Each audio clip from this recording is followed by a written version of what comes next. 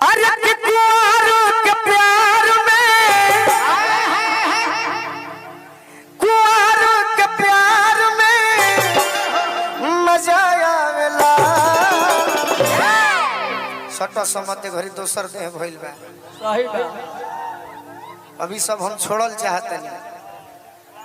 कुंवर के प्यार में अरे मजा आवेला।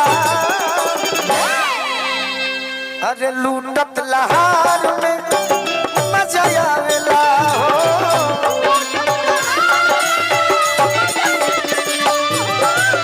लूटत लहार में मजा आवेला।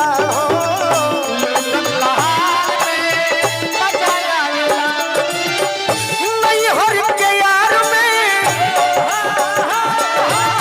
अरे नहीं हर के यार में मजा आवेला। लूटत लहार में मजा आवेला। लूटत लहार में मजा आवेला। लूटत लहार में मजा आवेला। लूटत लहार में मजा आवेला। रात बीते दो, रात बीते दो।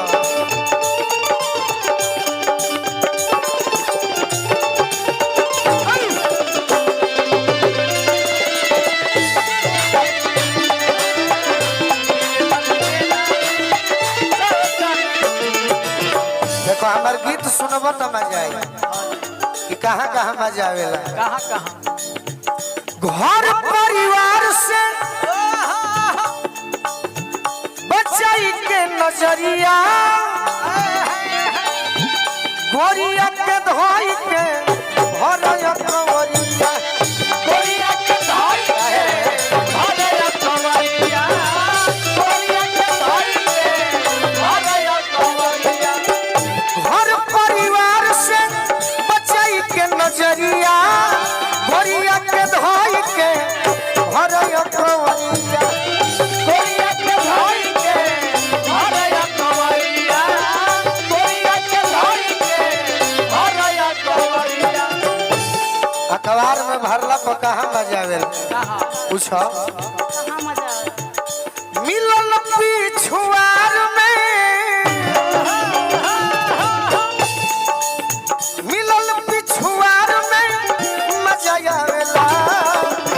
लूटत लहार में मजा आवेला। लूटत लहार में मजा आवेला। हो लूटत लहार में मजा आवेला। लूटत लहार में मजा आवेला।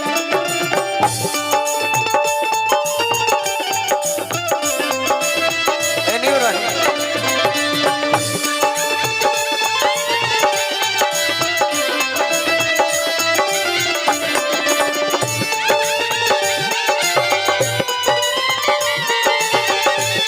हेने रहो, हेने रहो।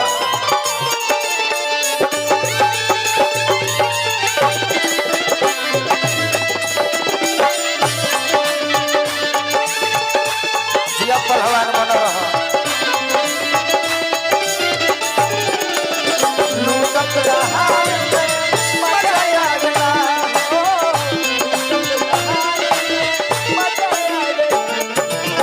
ग्राम पंचायत राज मतिया खास से मुखिया सरपंच अध्यक्ष श्री रामेश्वर यादव जी के तरफ से बहुत बहुत आशीर्वाद मिलम। भैया के बार बार प्रणाम करो। दूरे दूरे दूरे दूरे दूरे दूरे रहे घर। अमन शास्त्री जी देवापुर निवासी गोपालगंज के माध्यम से भैया के बहुत बहुत स्वागत, बार बार प्रणाम करो। और का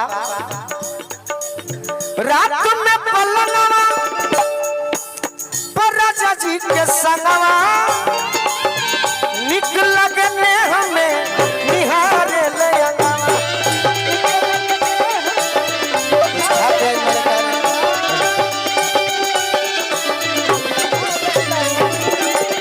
भैया हमारा विश्वजीत यादव जी अध्यक्ष प्रमुख संघ गोपालगंज सह प्रखंड प्रमुख उचका गांव। रात में पलंगवा पर राजा जी के संगवा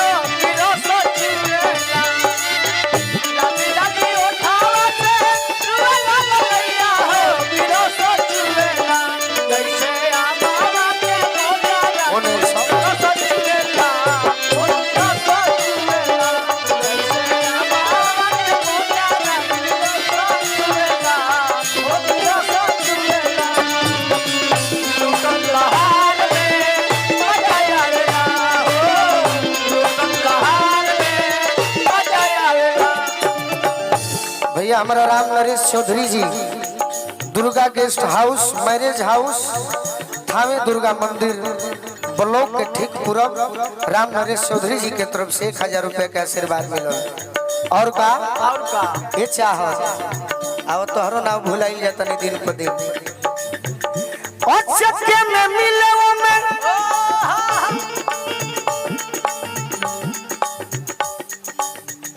विजय यादव मुखिया जी भैया हमारा ग्राम पंचायत राजबैरिया दुर्ग उचका गांव के माध्यम से आशीर्वाद मिलो। में मिले वो में आवे आनंद हो सोनू संग दिल गोलू कहले पसंद हो